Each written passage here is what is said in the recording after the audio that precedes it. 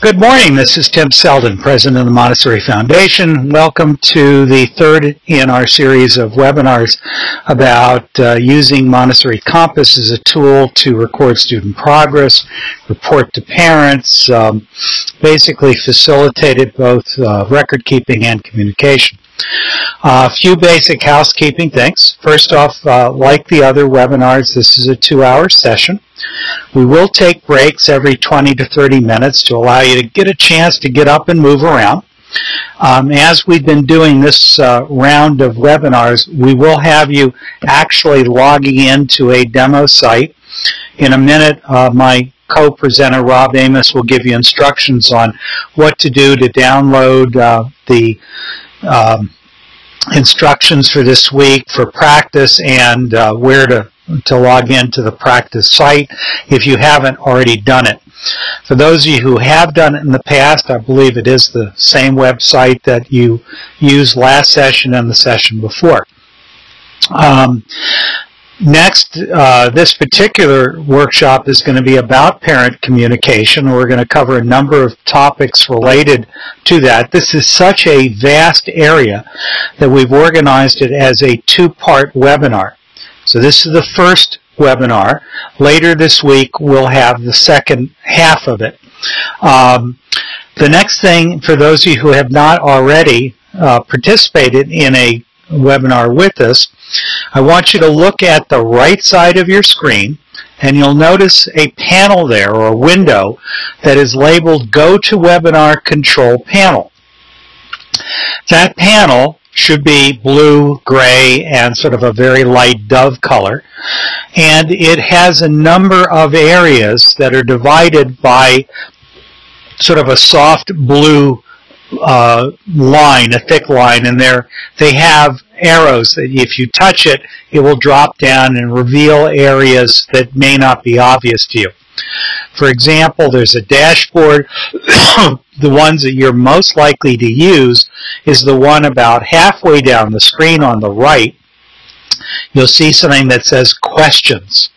If you have any question or something you want to say to us, that's where you would type it. And when you hit send, it will pop up on my screen. Rob, if he's talking, will not see it. If I'm in the middle of a particular conversation, I may not see it for a moment or two either. But what my role is, after I've gone through my part of the webinar, I will watch and monitor those questions whenever I can. I will type back an answer to you personally. If your question is one that I think would interest the entire group, I will share my answer with the entire group.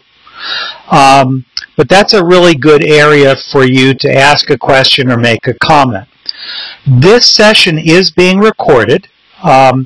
You're all on mute at this point. Typically, if someone asks a question where I think it would be helpful to have you speaking live, I will ask you if you want me to turn on your mic, and I will turn you on live and give you a chance. But because we have so many people on the webinar, and because the sound degrades pretty quickly if you get more than 2 or 3 people online at the same time, you are in mute mode. So the primary way of communicating with us is through the questions. There is also a thing at the very bottom of the screen called chat. That's another way of communicating with Rob or with me. Again, all of that is recorded, so even if we didn't get to something during the webinar, and thus far we've been able to get to almost everything while we're in session, but we'll see all of that when we export our report. So nothing gets lost, and we try very carefully to follow up. Now, these are very different from the introductory webinars that Montessori Compass offers. The reason why the Montessori Foundation is doing this is we were founded to work specifically with Montessori school leaders. Those could be heads of schools, they could be board members, PTA presidents, they could be educational coordinators, division leaders, or a teacher who's very, very interested in the leadership of their school. The bottom line is what we tend to focus on is topics that are not the typical topics that the average teacher necessarily wants to know, people who want to go into more depth. We have, as you know, online courses in Montessori School Leadership. We have a program in Montessori School Leadership Certification. We are currently working to develop a master's and ultimately a doctorate in Montessori School Management, and what you're participating in is a legitimate professional development experience. Each 10 hours of professional development offered through the foundation, whether it's this kind of workshop, whether it's one of our online leadership classes, or whether it's even one of our conferences, offers continuing education units through our local provider of those national units. In our case, our home is in Sarasota, Florida, and it would be the Sarasota County Technical Institute. In the emails inviting you to the webinar, you should have gotten the information about how to apply for those units. You can apply for them having taken just one. You can do it after you complete the entire series.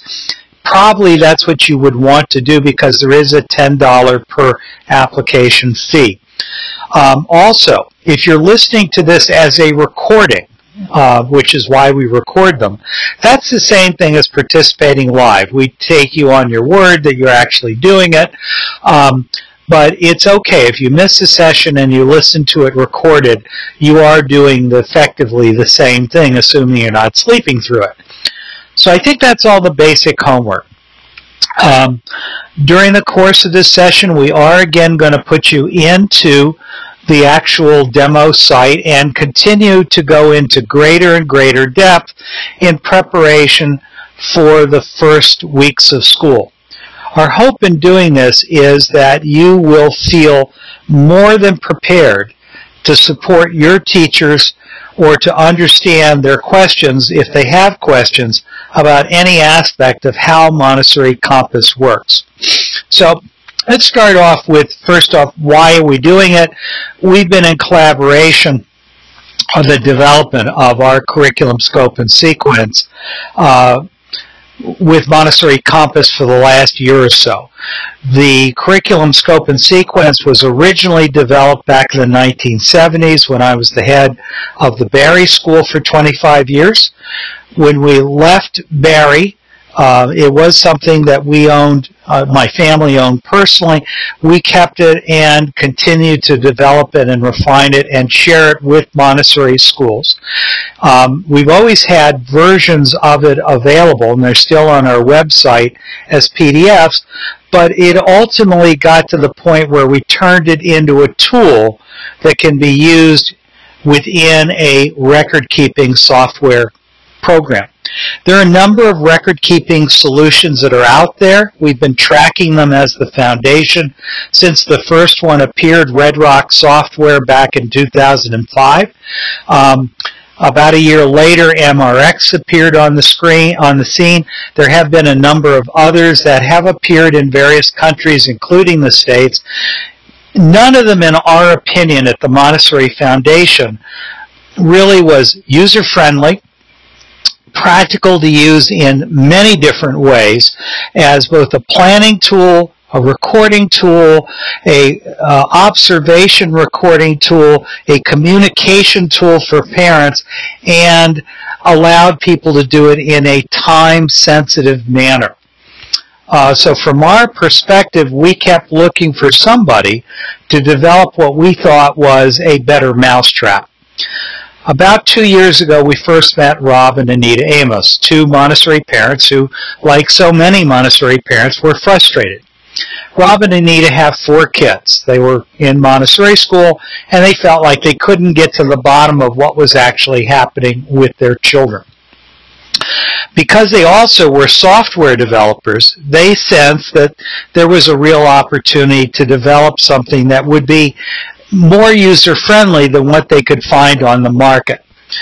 They originally developed a product called Montessori Buddy and asked us about 2 years ago for our opinion. We gave it to them. And we liked certain things about it. We didn't like other things about it. We gave them very clear-cut advice. They listened, and over the 2 years, a real friendship and collaboration developed. About a year ago, they offered to help us as we were doing a final update of the Montessori scope and sequence, and we were getting ready to do the alignment to the National Common Core state standards here in the United States as a first step to something that could be done around the world. And in doing that, they asked us if we would be willing to allow them to license our scope and sequence to be part of Montessori Compass. When we said yes to that, they dug in even deeper and began to notice things that we hadn't caught before. And I really have to give Rob and Anita and Beth and all of the people at Montessori Compass incredible kudos. They're some of the brightest people I've ever seen in educational development. And they really started to do a meticulous assessment of whether our scope and sequence, as vast as it was, really covered everything that is considered to be essential in a national curriculum. I think what we produced together is a dramatic improvement over the original curriculum, and that's what's living within Montessori Compass. I mention that because some of you have gotten the scope and sequence that we developed as the foundation on our own, and it is different. There's an awful lot of similarity, but I give Montessori Compass incredible kudos for improving it significantly over what we did on our own. So here's an overview of what we're doing today, and that's what you should be seeing on your screen. Today we're going to be talking about the importance of parent communication for Montessori schools. We're going to be talking about the goals of parent communication within Montessori Compass. We're going to talk about the communication center that's built into Montessori Compass. Rob's going to be talking about how to use the messaging system both within the system, sending emails outside of the system, setting attachments to go along with the messages, archiving, and having messages sent as having priority. So it's a whole communication tool. Next, we're going to talk about the calendar, how to have annual events, special activities, days when school is closed. Then Rob's going to talk about photos and photo albums and all the various things that have to do with them. Then we're going to look at what a parent sees, and today when you go into Montessori Compass, you're going to log in as if you were parents, and you're going to see it from their end. And you're going to see the way email notifications are sent out and what it looks like on Montessori Compass. Then we're going to talk next time, which is, as I recall, I don't even want to say it without looking at my calendar, but my memory is it is either Thursday or Friday of this week, and I'll come back to you and confirm the day and time.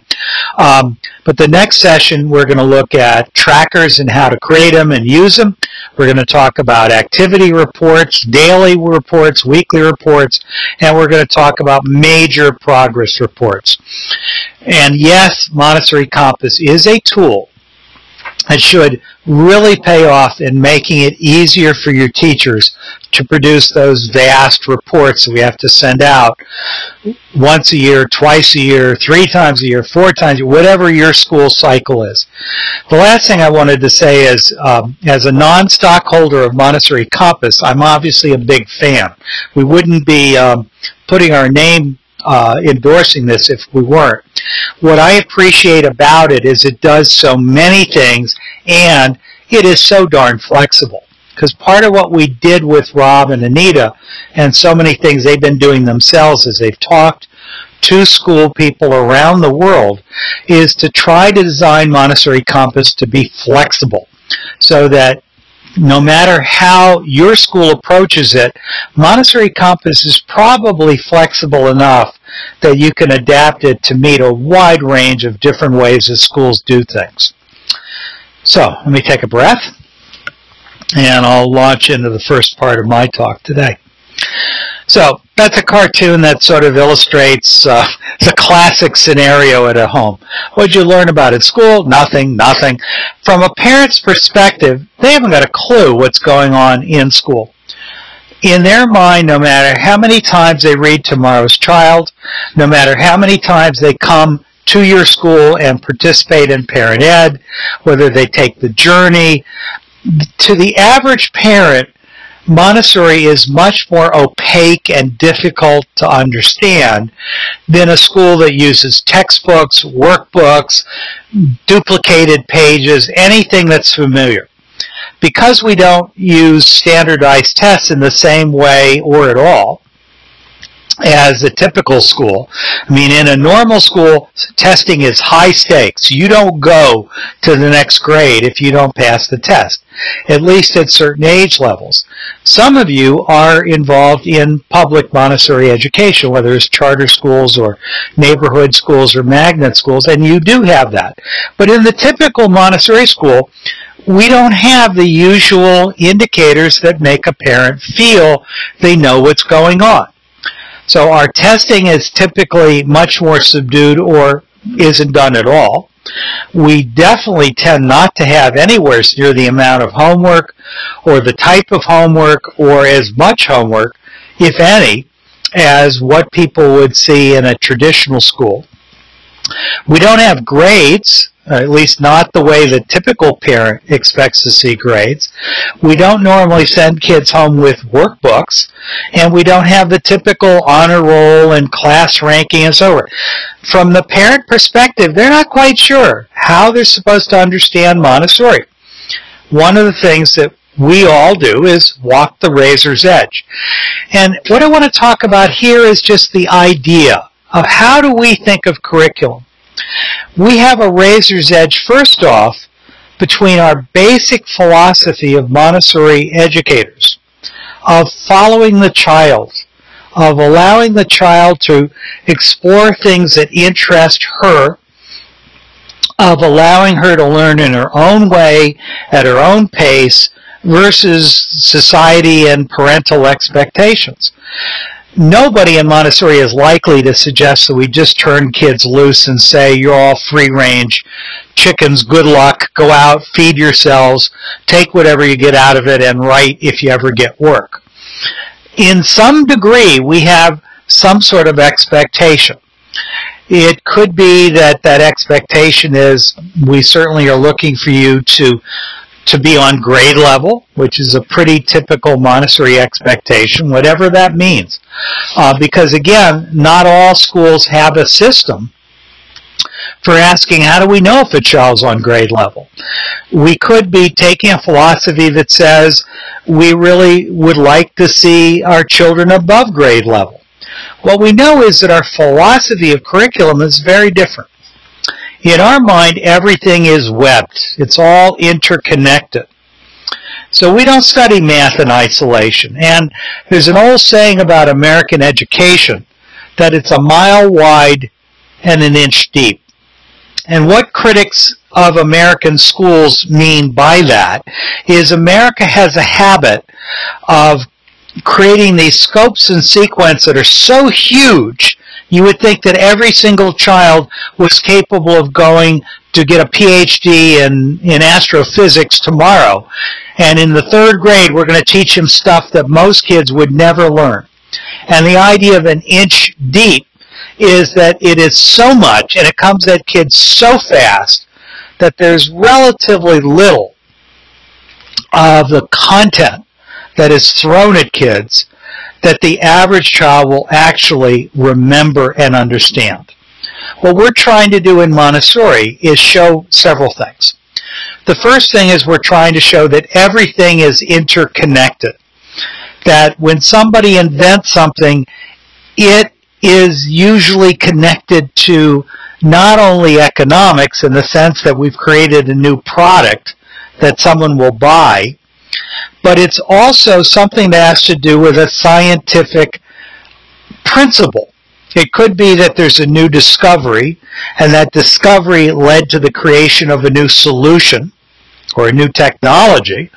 It could be that we create the technology first and then say, I wonder how the devil that happened, which leads to a change in science, our understanding. Everything we do affects our culture. So it affects our history. It tends to affect economics, technology, which is, of course, the application of science.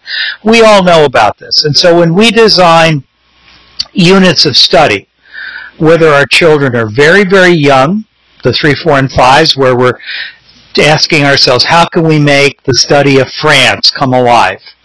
Or whether they're high school students, where we may have a very sophisticated analysis going on of a particular time and place. We're always looking at things from the angle of what did the land look like, what kind of plants live there, what kind of animals live there, what do people eat, what's the climate like. In other words, everything is cross-referenced. It isn't simply studied in slices, departments, isolation. So if someone says to you, I'm a Montessori history teacher, there's something wrong with that picture. The words aren't so important. I mean, if someone says the words, who cares? But in reality, if you were teaching history, you're also teaching a lot of other stuff because it's all interconnected. The image on the screen is how we imagine curriculum. Obviously, the first image you saw was the idea of a webbing. Here we have a more sophisticated image. And there it's supposed to suggest the threads of a tapestry. Now, in a way, this tapestry image is not as good as it could be because if you've ever done tapestry, you know that there are horizontal threads, there are vertical threads, and there are diagonal threads. And the diagonal threads are actually what create the pattern. But for the purpose of what we're doing, if you look at it, you'll notice that we're not only talking about big block areas of curriculum, and the implication is it's at every age level. Everyday living skills begins at birth, and it continues through high school. And if I was running a college, it would continue at the undergraduate level and graduate level. In other words, that's constant. If you're teaching medical students, you're teaching them the practical economics of how to handle your money and how to plan the office and how to make decisions about pricing and how to process the paper that's going to flow at you. In other words, practical life is not just sweeping. It's self-defense, it's cooking, it's planning a celebration, it's how to resolve conflicts, it's myriads of different things, and it's at every age level. The same thing is true in every aspect of our curriculum. So just take a moment, if you haven't already, I'm just going to be quiet, just take a look at what's on that screen.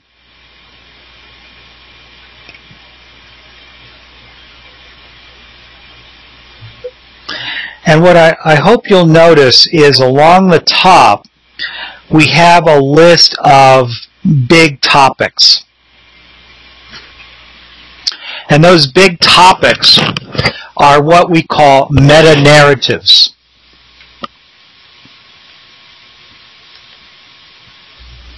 And those meta-narratives are big issues, like, are human beings inherently violent? Is it possible to not have war? Are little girls as capable as little boys? These may sound like they're self-evident, but they are basic issues in Montessori curriculum. And so we don't just study history, we study the issue of human rights. And we study the story of the evolution of our modern society and the idea of gender balance and pluralism and democracy and so forth. All of that is part and parcel of our idea of curriculum. I think we're probably ready to go on to the next slide. I don't remember, Rob, what it is. Okay, you know what? Rob, go back a slide, because I don't want to talk about that yet. I want to speak to you all a bit more, and by the way, Nancy Hoffer, thank you for telling me that my voice is going in and out. I'm hoping that it's okay now, but please, everyone, if you're having a hard time hearing me, let me know. I've got my volume cranked up pretty high. I have a bit of a sore throat having spent a week out at the International Congress talking nonstop, and both Rob and I are still recovering from that wonderful experience. But one last thing I want to say is this. I don't have an image for this, and I'm just going to ask you to close your eyes and visualize. In traditional ways of organizing curriculum, we organize it in units of study that are tied to a particular age level.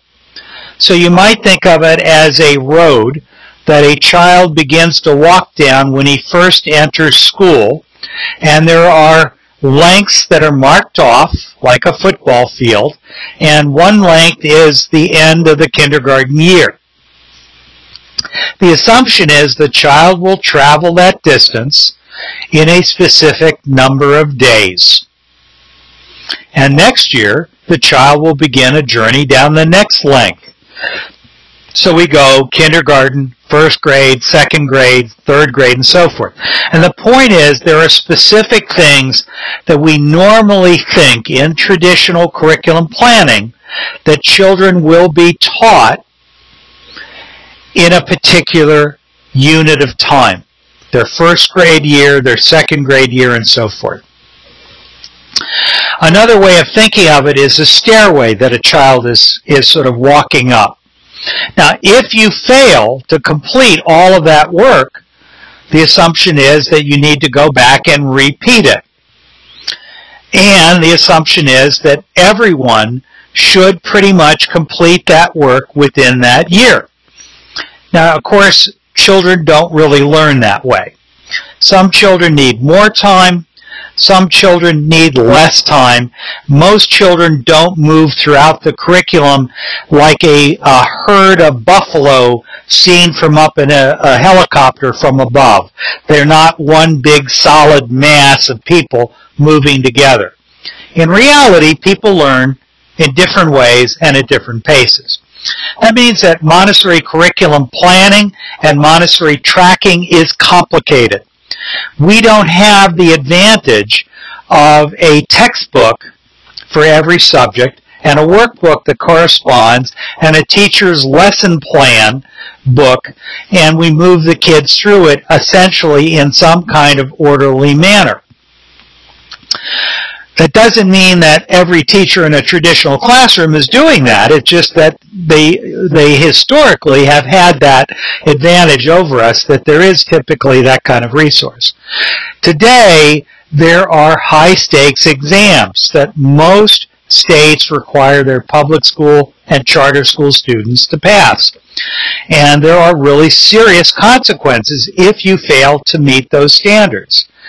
More than one private school worries that it needs to demonstrate to its parents that its children are meeting and exceeding those standards. The problem is those standards are arbitrary and capricious in the sense that they are set up to assume that children will normally complete a certain amount of work in a certain year. Now, how do you understand that from a Montessori perspective? Because we know that we start our children generally earlier. We know that our kids are going to move at an individual pace. And we know that we're not simply going to fail kids and say, well, you have to start all over again. We may give children who are not ready to advance to the next level what we call the gift of the fourth year. In other words, invite them to spend more time at the next level, but in reality, they're not repeating the same thing. They're just picking up where they left off. Our way of thinking about curriculum and curriculum tracking is different. And so what we've needed all along is a way of not only thinking about the way the curriculum is organized, but of keeping records that is easy to do and fast to do, and still allows us to know where each child is in each area of curriculum. Now, Today, what we're going to talk about is, having said all this, in the first 2 seminars of the series of 5, we talked about how would you use Montessori Compass to do that. Today, we begin to talk about parent communication. How do we tell parents what we're learning from our observations, from our testing, and so forth? So now we talk about parent education today. So there are 3 groups of parents in most schools. The first kind of parent is what I call the true believer. This is a parent who reads everything you make available, and they go to Google or Amazon, and they find more. They have a library. They're ready to start their own school. They want to become Montessori teachers. In fact, that's where typically Montessori teachers come from, is those very, very interested parents. These people are true believers. They really get that Montessori works. It resonates with their personal philosophy of life. They're great. Then at the extreme, the outer edges, you've got a group of people who think Montessori is a bad joke. And you really wonder why they haven't left. These are not people that are just critical, because people who really believe in your school may be critical as well. They may want you to live up to your values, and they may feel you're not doing it as well as you could. Those people are still true believers. They're just at the moment giving you a hard time. But the people on the outer edge, I often call them the parking lot mafia. Some people call them the drop-off dragons, whatever you call them. You know, generally we call them by their first name. They're just people. They're not bad people. They just honestly are not in sync with you, and they really are waiting until they can be finished with you. They are not your friends. They are actively working against you. And I mean against Montessori, not just you personally. Rob, I'm sorry, would you go back? Thanks. The third group of parents in any Montessori school, and this is the vast majority, is a group in the middle. They're neither true believers, nor are they people who really think you're a bad joke. They're honestly people who are very busy. They're not dissatisfied typically. They appreciate you. They really may like the child's teacher a lot. But as it says down below, these are almost always, everyone in the group are people who are very, very, very busy. And this middle group are great people, but they're just not all that into you. And from their perspective, parent education is not all that appealing. It sounds to them like an Amway speech. And they're not really wanting to come and allow you to try to seduce them into becoming true believers. And so quite often they'll say, you want me to come out at night? This is the reason why in the typical school, your parents will show up for the first meeting of the school year. They'll show up whenever their children are going to be on stage, and maybe whenever there's wine and food involved. But they typically, your numbers will go off a lot as the school year progresses, and it'll be the same 5 parents that show up for parent ed. Now, there are individual schools that are brilliant at finding ways to get parents to really be engaged. For example, there are some schools that will have a speakers program over the course of the year. They'll bring in nationally prominent speakers, and that will draw a great deal of attention. But the average parent is still, I think, essentially not quite sure they know what's going on in your school, and that's the challenge. How do we help that parent to appreciate what it is we're doing? Because these are very busy people who are not enchanted with you necessarily.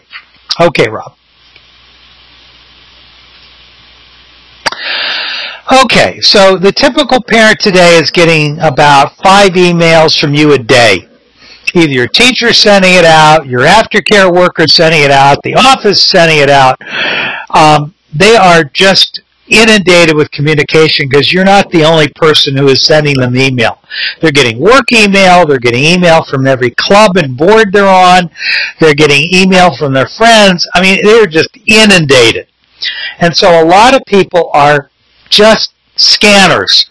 You need to figure out a way to grab their attention, because it's in your interest to help them to recognize the value of being part of your school. And by the way, if you're in a charter Montessori or a public Montessori, this means you too.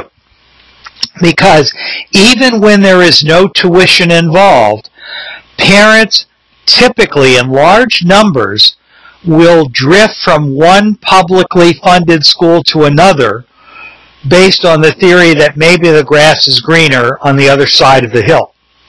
So even in public Montessori schools, we have to work hard at keeping the relationship strong. They're also very busy and inundated with information. And every school, public or private, has that core group of true believers who get involved, volunteer for everything, and show up at every meeting. So don't get confused by that wonderful group. They're a small percentage in most schools.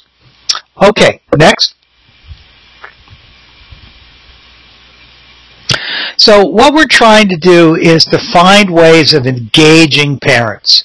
We're trying to build an authentic sense of community, which is a lot more than serving wine or having potluck dinners. All of that's good.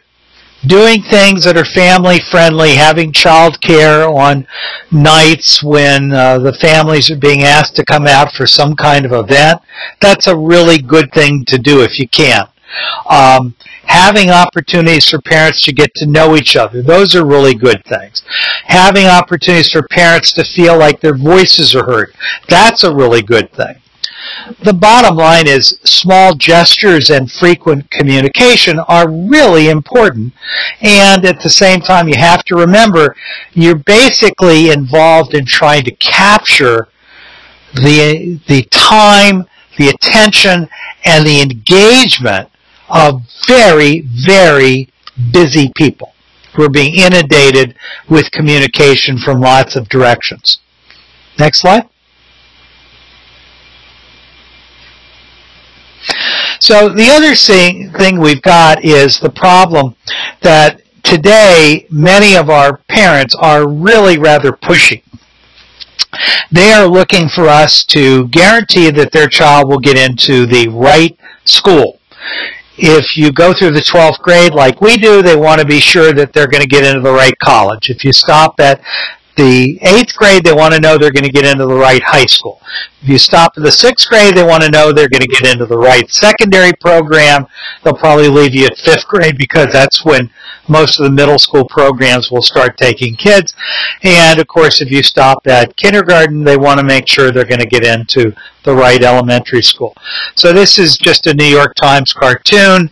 It's a preschool, and I hope you can see it says after circle time and art fun and snack, 12 o'clock SAT prep.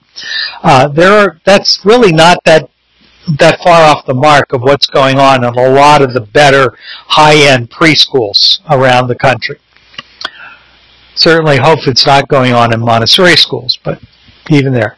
So Rob, I'm going to take a rest and let you introduce yourself properly and talk for a while. And I'll just sit here and field questions. Well, thanks, Tim. My name is Rob Amos. I'm one of the co-founders of Montessori Compass, along with my wife, Anita.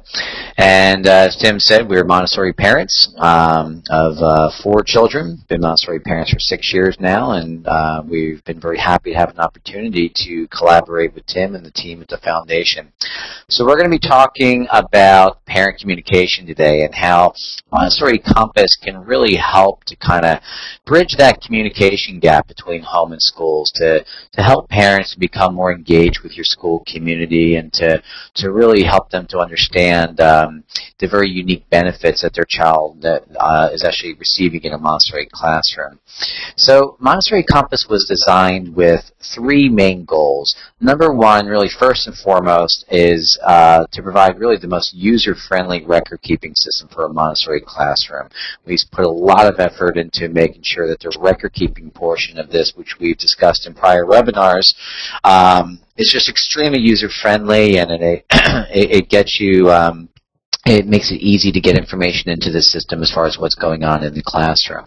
So that's kind of first and foremost. The next thing is we have a variety of school administration tools as well, which we'll be talking about in a future webinar. And then what we're talking about today is the communication side. We provide a parent portal where parents are able to log in and they're able to interact with their child's school. And as a father of 4 children, you know, I oftentimes feel like a minivan chauffeur where I'm going back and forth, whether it's school or karate or dance or baseball and soccer and all the activities associated with your children. It's kind of tough to keep your head screwed on straight sometimes as to what's going on day to day when you're being pulled in so many different directions, and of course you have work and everything else going on. So having that centralized portal where you can stay engaged with your school and always know what's going on, you have a centralized calendar, and you can be able to message your teachers back and forth, and you have you know, things like your photos and, you know, progress reports and things like that. Having all that in one centralized location where I can access it from my phone or my tablet or laptop or what have you is definitely a really helpful thing for parents. Parents really appreciate that, and it sure beats the old you know, paper newsletter. I can think back over the years that any piece of paper that that even makes it into our minivan is sure to be lost, you know, be buried under the seat next to whatever toys and books and French fries that may have left down there as well. So let's go ahead and move forward. We're going to, yep. Yeah. Would you clear your voice and speak up a little louder? Absolutely. I don't know if I can get this microphone any closer to me. You're doing great. That's a significant improvement. Is that better? I'll put the thing down my throat there. All right, so let's go ahead and talk about the communication center. So we recognize that there's no one-size-fits-all approach to running your school, especially when it comes to communication centers. So our goal with Montessori Compass is to give you a lot of flexibility to go ahead and customize the experience that your parents receive. So we make all these options available in the Backpack Communication Center, and this is where you're going to want to read through each of these tabs here, all the options that you have available to you, and go ahead and set things up however you see fit. So the first thing you want to do is go ahead and, after you've created your users, you can go and send out some invitations. It's important to note that the users are active as soon as they are created. They just don't know that they have an account yet. So sending out an invitation here, whether it's to your parent or guardians or to your administrative and teacher users, it just will alert them to let them know that they have an account and they should log in, and then we prompt them to change their password. And it looks something like this. You know, greetings, Cheryl, the Concord Montessori Academy would like to invite you to join Montessori Compass. And they'll click on that link, and then it'll go ahead and prompt them to go ahead and change their password. Tim? Yeah, you're fading again, buddy. The thing is literally resting on my mouth at this point. I think it has to do with volume. Yeah, I don't. Speak louder. How to. All right, I'll just try to speak a little bit louder here. Hopefully, is this any better? I think so. Just kind of shout a little bit. All right, so this is what the invitation looks like, and we'll go ahead and contact the users to let them know to log in.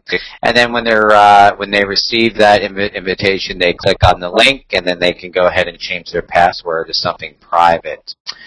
The next thing is the email notifications. If you're going to utilize the email notifications in Montessori Compass, we strongly recommend that if you're going to use the parent portal, I strongly recommend that you use the email notifications. We do not pass information outside of Montessori Compass. You have to log in to get all the information. So therefore, the email notifications are a really useful way of reminding parents that there is new information that they need to log in to go retrieve. So you can go ahead and set these up on a daily or weekly basis. We strongly urge you to choose daily. And then based on whatever time you select, we'll go ahead and scan the system For example, if you selected 6 p.m., the system would then go ahead and scan itself and then go look for any new data. That would be any new messaging, any new calendar events, new photos, new activity reports. Basically, anything new that the school has decided to share with the parents. The system's going to find all that and then go ahead and notify the parent and basically say, hi, parent, you have some new things to look at. And it looks a little bit like this. So in this example here, we're alerting them that they have 2 new messages, and there's a new photo album with 29 new photos in it that's available. They have some unread messages, and here's the upcoming events that they have on their calendar. And that they should go ahead and log in to go ahead and see this information. The way that most parents consume this information is on their phones. Every single one of them, by and large, at this point, is carrying a smartphone in their pocket. And if you have this set to go out at 6 p.m., chances are the parents are going to be reading it at about 6:02 p.m.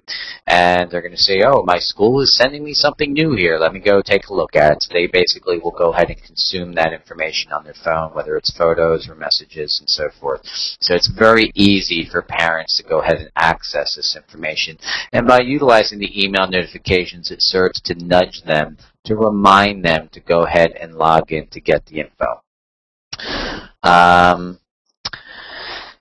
Again, the time of the day is extremely important. If you chose 6 p.m., it's only going to send out a notification if the information that you posted was prior to 6 p.m.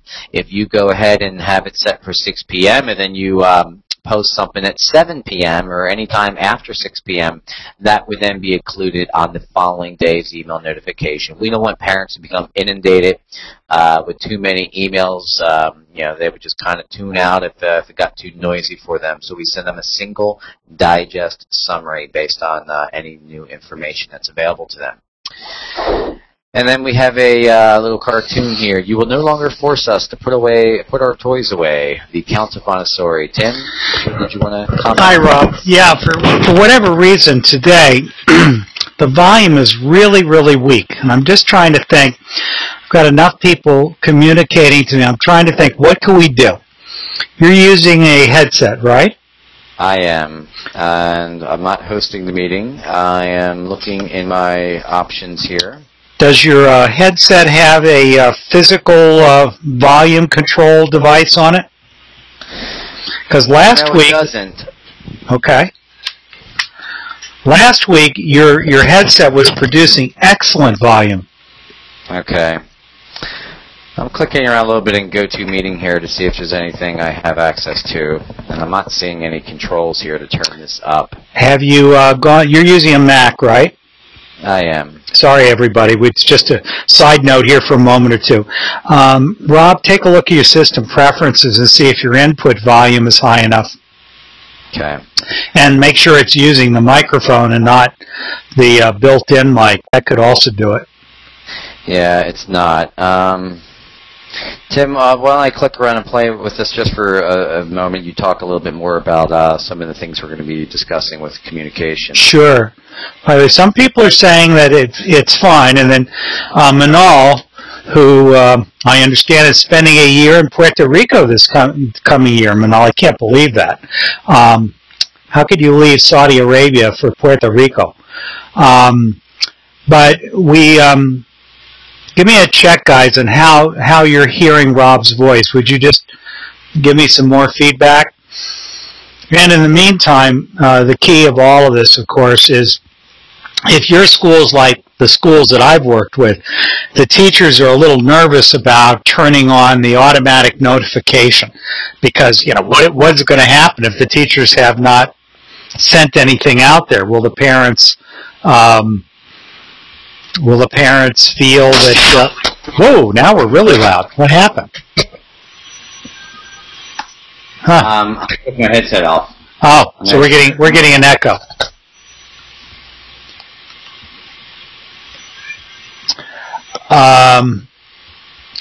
Renata's pointed out that if you have earphones, you'll probably hear better on your computers for those of you participating.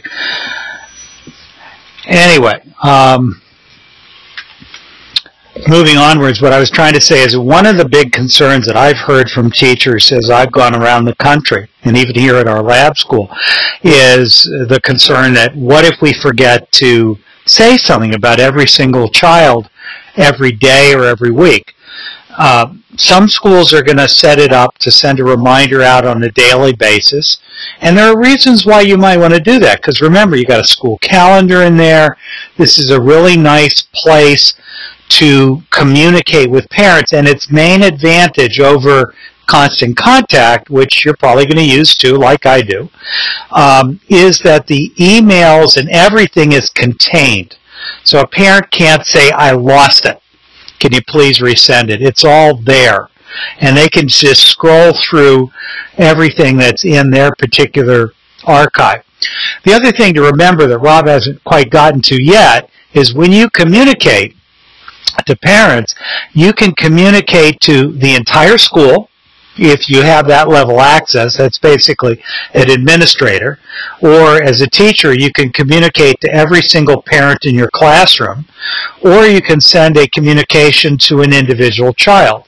So a communication can be anything, as Rob will get into in a few minutes, from telling parents you've just uploaded a new picture or a new portfolio of pictures, an album that you took during the course of the day, or something you want to share with them, like there's a link that you want to tell them, go to see this particular website. I think you'll find it really interesting.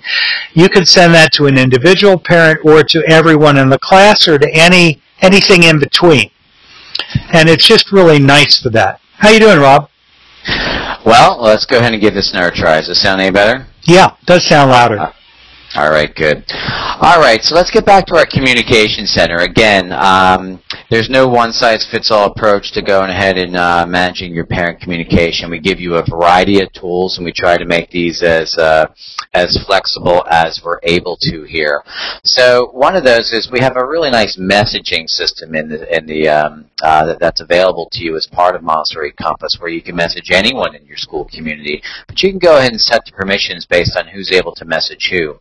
So would you like your teachers to be able to message parents directly, yes or no? We have schools that love having teachers do that, and other schools that would prefer to not have that. So that's something you can go ahead and activate or deactivate. And then would you like parents to be able to message parents directly, yes or no? Again, same thing. Some schools are comfortable with that, and some are not. So we give you these options.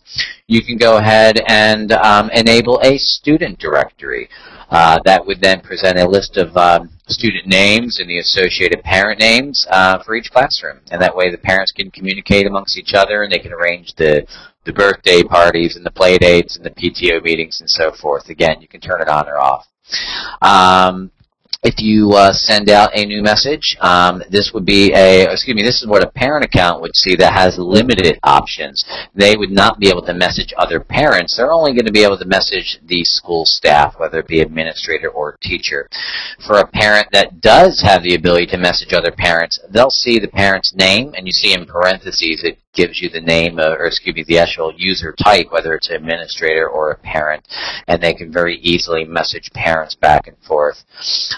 This is what a parent account with the school directory would look like, where we have all the names of the students, and then we have the associated parents in the middle, and then we can go ahead and send them a message. We do not share phone numbers or addresses or emails or anything like that. We're just listing out the names. So if my daughter Maria wants to go ahead and have a birthday party, and she wants to invite her friends Avery and Juliana in the classroom, I can go ahead and see who their parents are and send them a message. So it's a nice convenience, and it can be certainly a time saver for the school as well, because if you don't enable this, then the parents are going to ask for the school's assistance when needing to communicate with one another.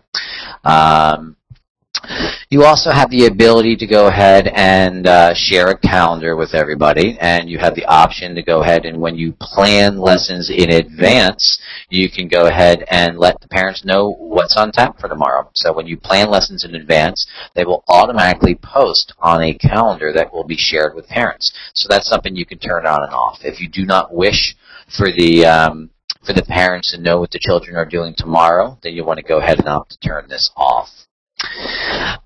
You have when you go ahead and post a lesson plan in advance, and you're sharing this on the calendar, you have the ability to go ahead and share a description on the calendar. So not only do you let them know what the lesson is called, the lesson name, but you can actually have a description of this lesson as well. So that is shown here in this box. So that's another option that you have available for you. And this is what it would look like from the parent's perspective. The parents have a calendar, a week-at-a-glance calendar here, and I see that today my child's going to be working with the stamp game. I get a description of it. I see there's a geography lesson, and there's another description, and so forth. So anything under the classroom are going to be the planned lessons, what my child's going to be doing today, along with, you see where it says school, and it says book fair, and PTO meeting, pizza lunch. Those are all school-wide events that you can go ahead and share with your parents as well. The activity reports are the daily or weekly summary of a child's day or week. This is something that you need to opt in, as well as all the other parent communication features. You need to opt into all of them, however you see fit. We do not share anything with parents automatically. So by default, the setting is to none, and you can go ahead and choose daily or weekly, and you can also choose whether you wish to include record keeping or to exclude record keeping at the bottom. So that's another yes or no option that you have. Very good, Clark. Now put it back where you found it. Smallville, Montessori. So example here, this is looks like a little baby Clark Kent who grows into Superman, I believe, from my childhood, thinking back to the comics, and so Clark is doing something pretty interesting in the classroom, and this is, I guess, showing a nice way of sharing those things. All right, so sending messages with MC.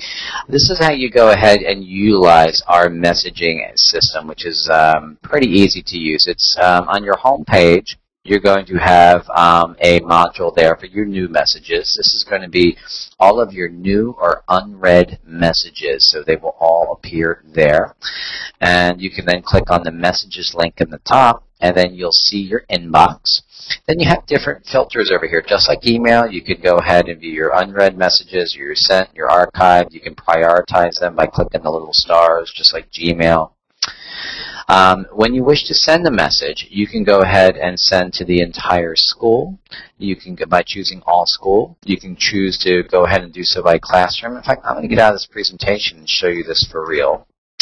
I'm going to the live application. I'm going to click compose. And if I want to go ahead and send a message out to everybody, maybe I'm a school administrator and we're having a parent meeting and I want to contact everybody. I choose all school. Go ahead and type my message and say, please join us for the parent meeting. I'm able to add an attachment if I would like. And if I click send message, you'll see it's going to prompt you to make sure you really would like to send this message. I think most of us at one point or another have probably sent out an email a little prematurely that we wish we hadn't. So we don't want you to send out a message out to the entire school unless you're really sure you've proofed it and you really did want to send this message. So you click OK, then that message is going to go out to everyone in the entire school. That includes all of the staff and all of the parents. If you click the X, it will remove that. And then you can send it out to classrooms or you can send it out to individuals. And this is just a search box right here. If I type in class, you'll see that all of my classrooms are going to be presented in the box. So maybe I want to go ahead and send this out to my lower L classroom and my upper L classroom. So now I've multi-selected two different classrooms, and now only members of that specific classroom are going to get this message. Any parent or any staff member that's associated with those classrooms. If I would like to send to an individual, I can go ahead and send to just my teachers. So I typed in the word teach, and you see all of my teachers are being highlighted here. If I type in the word admin, then all my school administrators are going to be highlighted. If I type in the word parent, all my parents will be highlighted. So again, utilize that search. It's very helpful in narrowing down this list, especially if you have a large school community. Now you can go and choose to send a message to a parent if you would like directly, but I would caution you and to only do so if you really know this parent very well and you know the message is only relevant to the individual parent. So if I know Mary and this message only pertains to Mary, it's not something that's, something important about her child or anything, it's just a message for her, I can go ahead and message her directly. It's absolutely fine. But what a better practice would be, if it's an incident with the child, if it's something of any substance whatsoever related to the child, a nice way to kind of cover your bases to make sure that the message is getting to the right person is to go ahead and send it to the student's name. So in this case, instead of sending it to Mary, the mother, I'm sending it to Maria, the student. And now this way, when you have a large school community, you're not going to remember the name of every single mother and father and step-parents and grandparents and any other guardian situation when they have different last names and so forth. There's all different, ways of making that, pretty difficult to remember all that information. So, but by sending it to the student's name, we'll go ahead and we'll send it out to everybody associated with that child. So when you set up your account, you would have gone ahead and attached parents to the child, and that way, if Maria has a mother and a father and a stepmother and a grandmother and whomever else is associated with the child, you make the attachment, so you determine who has access to Maria's information, send it to her, to the student directly, and everybody gets it. So that way, as a school, you're not making a decision as to who I contact. You don't have to remember. All your bases are covered. You send out the information. That's incumbent upon the parent or guardians to go ahead and to read it and take action and follow up on whatever the issue is. If you want to go ahead and pull emails out of the system, maybe you have a parent meeting tonight and you have to cancel at the last minute. So keep in mind, this is internal messaging from one Montessori Compass account to another. This is not regular email. Parents do need to log into the parent portal to receive this information. But if I go ahead and choose, say, all school, for example, this is going to go ahead and choose everyone in my whole school. If I click mail to all recipients email, this is then going to pull all of the email addresses based on whatever filter I have selected out of the system, and then copy them and open up your default email client. So if you're using Gmail or Yahoo or Outlook or whatever email system you're using, it'll go ahead and it'll paste all of those email addresses into the BCC field, the blind carbon copy, and then you can send out a mass email to whoever you have selected, and that would go to their regular email. So where we're not emailing them directly the message, you can easily get the emails out of the system, the email addresses out of the system, and then go ahead and send it out yourself. All right, let's try playing along from home. This worked really well before. If you haven't done so already, please go to MontessoriCompass.com, and if you click on the webinar link where you had signed up for the webinar series, it's on the Contact Us, and then click the webinar series link. Underneath the third one that we're on right now, you can click here to download a handout for this session. So if everyone can go ahead and make sure that they have access to that information, it's right there. Again, MontessoriCompass.com, contact, webinar series, and then download that particular link. Make sure it's the one dated for today, and that'll contain some steps on how to kind of play along from home. Now I'm going to go over here, and I am going to show you how you can go ahead and log into a demo account to go ahead and access this from home. So give me a second to find it. Here you go. So applying learned strategies, if everyone can see this here. Go ahead and jot this down, if you wouldn't mind. If your last name begins from A to D or from E to L, just follow the instructions in here. We have 4 different accounts that'll take you in as a teacher to our demo account that has some sample students. And you can go ahead and practice what we just did here. So the username is primary1@montessoricompass.com or primary 2, 3, or 4. So go ahead and choose one of these usernames. The password is just password. So enter one of these email addresses, the word password. To do that, you'll want to go to Montessori Compass. You'll want to go ahead and click the login link. The username is one of these email addresses, and the password is password. And then we're going to go ahead and practice what we just talked about with the messaging. Okay, so go to Montessori Compass, click Login, Primary1 at MontessoriCompass.com. Password is password. That's going to take you into the system. Then once you're in, if anyone's having any difficulty, send Tim a message. Then once you're in, I'd like you to try sending out a message. We're going to click on the messages link at the top. Keep in mind other people are using this demo account as we speak, so you might see all kinds of stuff in there. So you want to go ahead and click Decompose.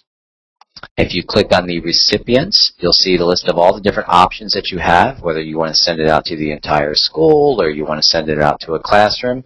Try using that search. You'll find it to be very, very useful. I type in BY, and then it went ahead and it narrowed it down to anyone that has the letters BY in their name, and it happens to be Bird, and we have the mother, the father, and the child. I type in the word class, and it'll go ahead and it'll narrow it down based upon classroom. Type in the word teach, and you'll see all your teachers. The word admin, you'll see all your administrators. So lots of way of narrowing that down. So go just kind of play around with that a little bit. Send out some messages, anything you want, any sort of test messages. You can send attachments, anything you would like. And while we're doing that, if you need to grab take a quick break, grab a drink of water, a cup of coffee, whatever you need, and we'll go ahead and move on to the calendar next. Tim, while they're doing that, I don't know if you want to go ahead and say anything over top of that. Hang on, I just double check. I've got people saying they can't hear. I'm having people saying that it's better. The slide isn't changing. Hang on, I'm just looking to see if there's anything other than comments. Tanya says it was too fast. I just got to the Montessori Compass website. Okay. And Natanya, if you're hearing this, let us know whether you're logged in yet, okay? And if you need a hand, let us know. Oh, looks like you're in. Okay, no, Rob, I think you're doing great. Hopefully people are stretching and they're beginning to go in and explore the website. Okay, great. For anyone who hasn't logged in, again, it's MontessoriCompass.com. You click the login in the upper right, and the username would be primary1 at MontessoriCompass.com. You may also use primary2, primary3, or primary4. They'll all take you to the same place. They're just so everyone's not using the exact same person at the same time. The password is just password. And then you want to click on the messages link in the top navigation, and then click Compose Message, and then you'll see the messaging system there. You can go ahead and just click through, use that search and narrow it down, type in the word class to see all the different classroom options, select one of those, go ahead and multi-select another classroom, select all schools, select individuals, and remember, by choosing the child's name, we send the message out to everybody that's associated with that child, mom, dad, grandma, step-parents, whatever.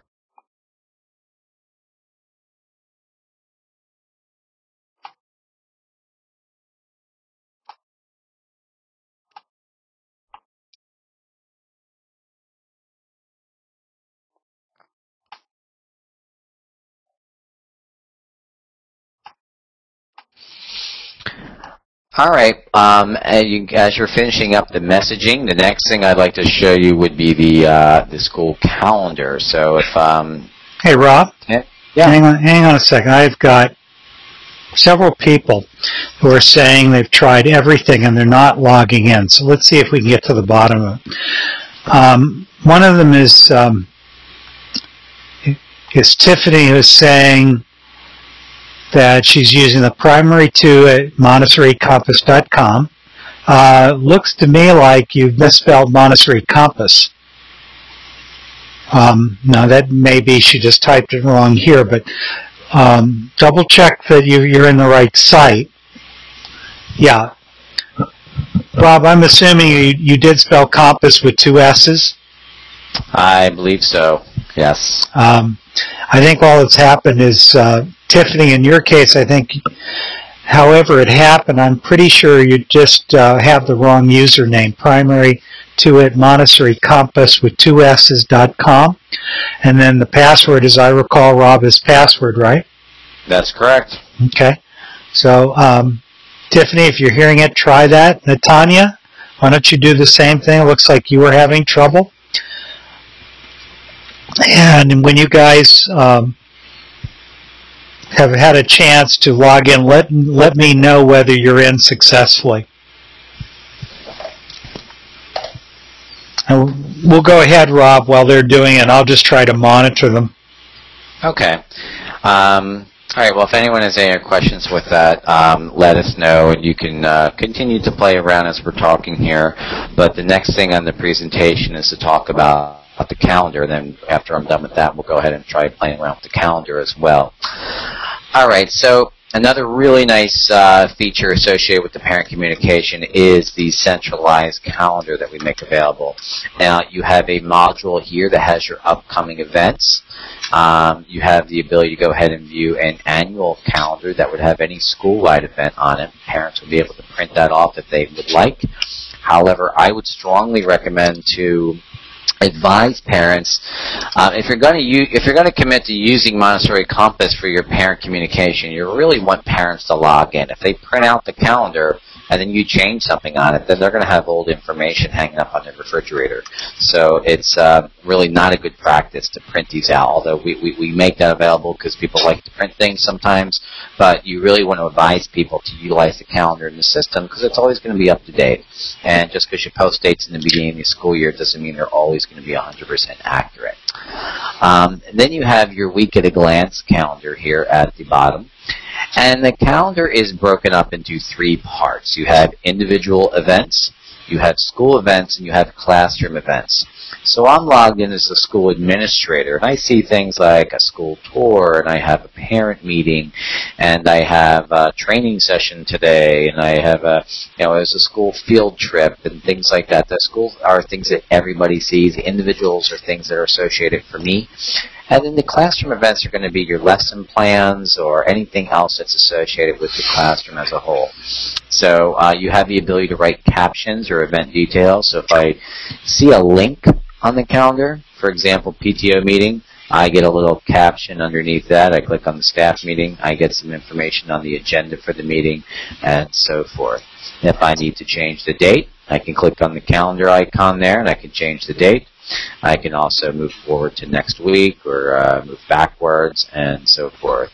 We do have a lot of people that ask about a month view. We offer a week view right now, and that's only because you can see if you have I'm a parent of 4 children. If they were in 4 different classrooms, just the 1 week would go on for quite some time, depending on how much is being shared with me. So if I were to share a whole month, there would be, if I were to display an entire month, it would be very, very long. But that is something that we're probably going to add to give you a choice to toggle between the week and the month view, because people are asking for it. But you can go ahead and change the date if I want to see what's in store for October. I can just go and look at October if I would like. Let's go into our backpack calendar. And this is how you go ahead and you edit your calendar. So here are all my upcoming future dates. I could copy recurring events. I could edit or delete events. I can view my future dates. I can view my past dates. I can view all dates. I can even narrow it down based on the participation. Maybe I only want to view school events, or I only want to view classroom events, or just individual events. So lots of ways to narrow down your calendar. So let's go ahead and create an event. I'm going to click Add Event.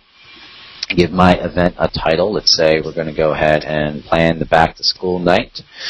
And I can add an optional description. Please join us for the back-to-school night. Give them all the details that you would like here. That, again, would appear on that week-at-a-glance calendar as something they could click on.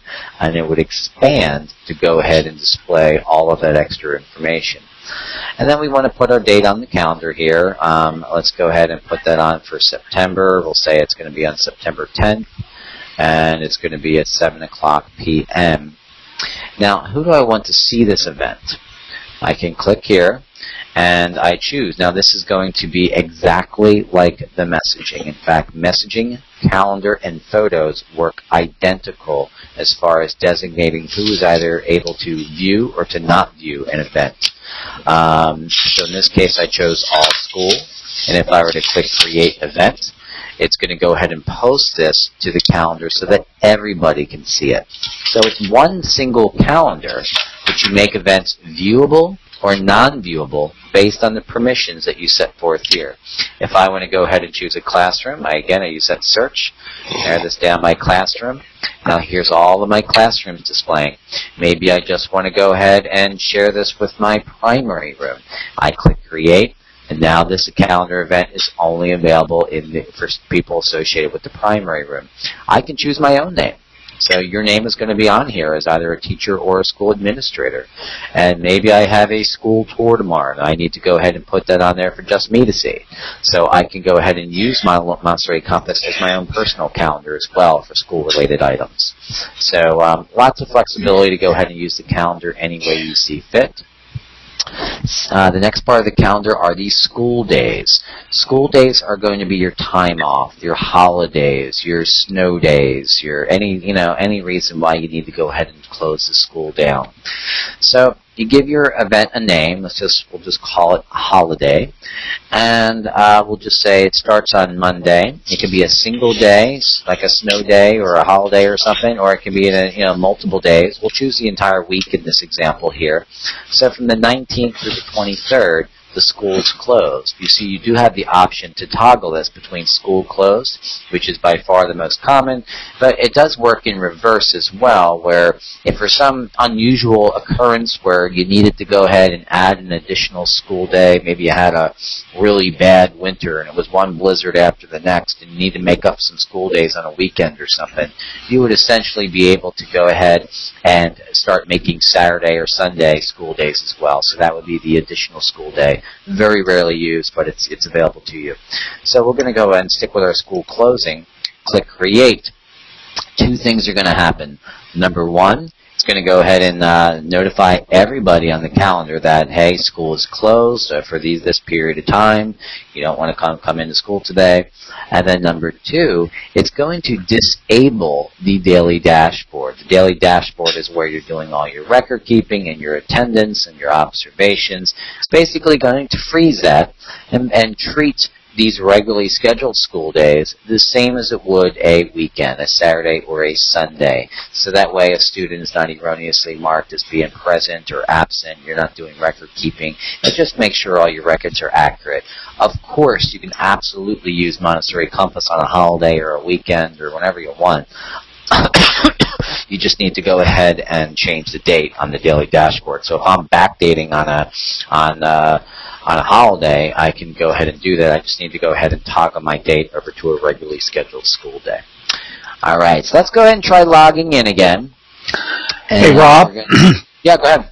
One question that someone has asked is, can you import or upload the school calendar from an Excel file?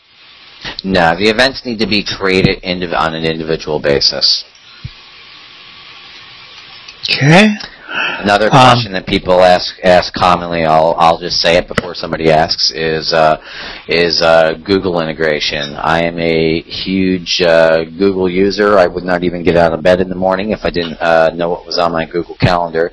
So people ask us all the time if this will integrate with Google Calendar or any other calendar formats. And the answer is at this time it does not, but we are evaluating solutions to go ahead and do that. So that's probably something that will be forthcoming. But at this time, it's an independent calendar that you need to access via Montessori Compass. Another question that's just come up, Rob, is there an RSVP function? There is not. That's another very common question, and probably the very next thing I should have said after the Google Calendar. A lot of people are interested in having sign-up forms available for parent-teacher conferences, or maybe a fundraising event, a volunteer event, something like that.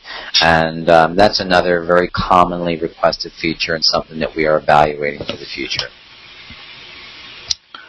Great. Rob, that's all the questions I'm seeing at the moment. Okay, so let's go ahead and try playing along at home here. So go back to where you were with logging in to the demo account and try clicking on the backpack calendar and go ahead and post an event. So you'll click on backpack calendar. You should all still be logged in from to the demo account.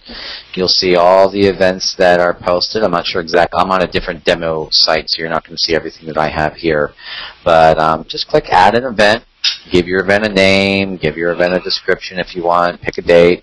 You can put a time. The time is always optional. So if you do not list the time, that is okay. It'll just list it on the date. So it'll say back to school night, but it won't have a time associated with it. And then your recipients. Again, your recipients works exactly the same as it does with messaging and calendar. Excuse me, messaging and photos. Another question that's just come up, Rob, is does the calendar send parents alerts when the dates are changed or events or alerts for events are added? So if you're using the email notifications, we do send out information to the parents. I know I have a sample of that in here somewhere. Let me see. Here we go. If you see on the screen right now, this is the email notification, the daily digest summary, and if there is new information that's present on the student's account, we send this out to the parents. So in this case, on this given day, this parent had 2 new messages, 29 new photos, and then we list out the next 2 weeks worth of events for this parent. So you can see on October 25th, it's Library Day, and the 26th is Pizza Lunch, and so forth. So all of the upcoming events of the next 2 weeks, if you're using the parent notifications, are going to be sent out. So if something changes, the date would also change on here. Here's another question, Rob. Where is the new school day button? And I'm not sure. This is from Natanya, but I'm thinking, Natanya, you're asking, is there a way to add an extra day of school, or are you asking, can we carve out from the range of dates from the beginning to the end of the school year a date and make it a day when school is closed? Well, the school days tab is in the calendar, so I go to backpack calendar. I then click on the school days, and that's how you manage your time off. So it says new school day on there, and again, that is most commonly going to be a school closing. But you are able to add additional school days with, like I said, if you need to have school on a weekend for some unusual occurrence. If you need to expand your school year, that's something completely different, and that's something you would do in the school profile. You can adjust the dates of your school year at any time. Maria Zula says that it's not available in the sample site. And I assume that means a new school day, but it is, isn't it? That's basic to all of the iterations. It should be available. If it's not, then it might be, let me double check on that, because I think the demo accounts are teachers. Let me check with my colleague. Is that something that's administrative? Okay, that's it. So I apologize for that. So that button actually is not going to be in there because that's an administrative level feature, and the accounts that we're giving you are teacher level accounts.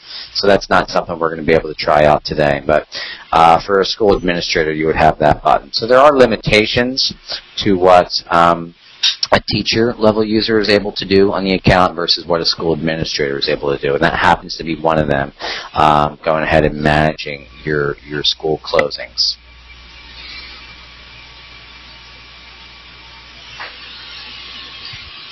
All right, let's go ahead and move forward here. The next thing I want to show you is going to be the photos. So let's let me head back on over before I do that and go to our slideshow and see where we're at. So we were talking about the calendar, and Hope everyone had a chance to kind of play around with that. Rob, I'm gonna pivot just for a minute. You know, again, as I've said to you and Anita many times, our teachers were very, very frightened at the idea of the system sending out a notice every day. Mm-hmm. And you know, as time has gone by and I've looked at these things again and again, we haven't done it because all last year we did not send our parents access. We just were keeping records. But I have to say that that's really a very nice thing. I mean, I'm going to turn it on in another 24 hours and let our parents have access to it because it tells them all kinds of stuff, not just what has their child learned. So I'll be interested to hear what you other Montessori educators who are online are thinking about that particular issue. That's the question of whether you have the system send out a reminder to a parent to log in every day, every week, or never. Yeah, if you're going to use the parent communication at all, and remember, people use it in different ways because it's highly customizable, but if you're going to take the time to use it, you really, really should use the email notifications because that's going to nudge parents to remind them that they need to log in to get some new stuff. If you do not use the email notifications, you're going to send something out on a Monday, and it might be for an event that's being held later that week. The parent might not log into the following week or something, or maybe 2 weeks could go by, and any work that you put into this is just going to be for naught because they're not going to remember to log in.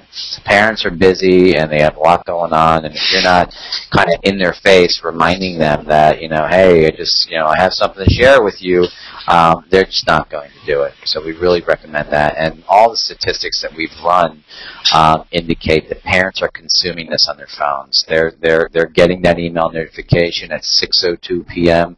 and they see it pop up on their iPhone or their Android smartphone, and they're going to go ahead and click it and consume it right there in real time. And then that's generally speaking the way it's done. So we strongly recommend you utilize that. The next thing I want to show you is the photo feature. So I think it goes without saying that parents absolutely love seeing photos of their children in the classroom. I think that kind of goes without saying. So you really can't share enough photos. They absolutely love it. So we make it really easy to go ahead and share photos. You can share captions. You see Marcus works with the brown stare. Parents are able to download the original photo. If I click download, this is going to open up a full-size image in a new browser tab, and I can go ahead and right-click to download this if I would like to. And they can go ahead and scroll on through the slideshow. And this is just a really great way not only to show off your students, which obviously that's a really good thing to do, but you're also showcasing the Montessori classroom, the Montessori materials.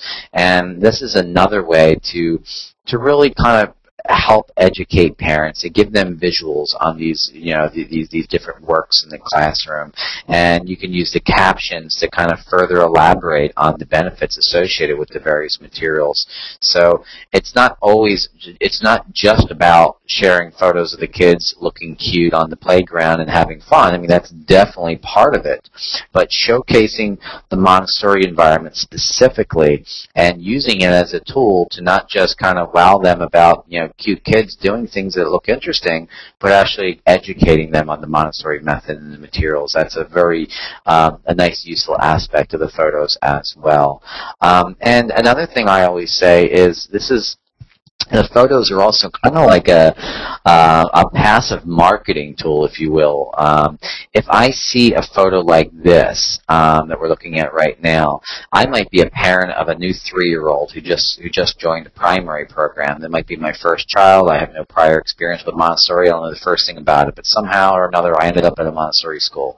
Now, I might see a child who's doing something that looks like this. This is not my child, but this is an older kid in the classroom.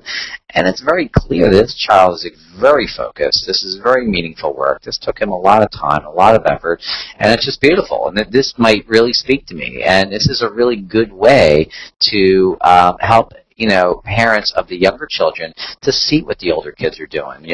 See what the kindergarten students are doing in the primary classroom. See what show off the elementary classroom to, parents of primary children, and really showcase some of the more advanced things that are going on, some of the more interesting things that are going on, and really, what makes Montessori so very, very unique.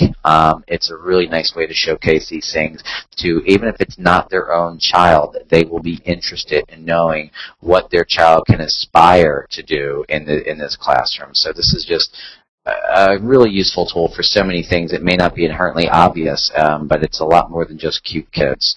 You really can get very, very creative with it.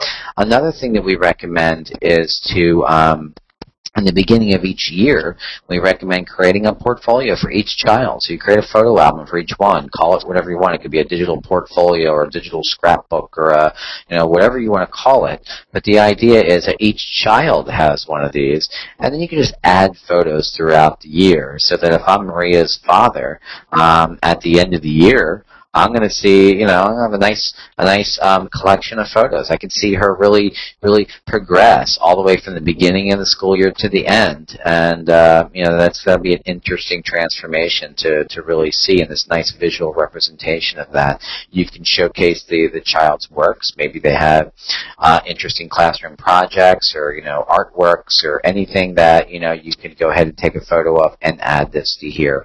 And add as many as you want. You can have, a dozen photos. You can have 100 photos, you can have 1,000 photos, whatever you want to share. The more the merrier. The more that you can get your parents engaged and logging into Montessori Compass, seeing what's going on in the classroom, impressing the heck out of them.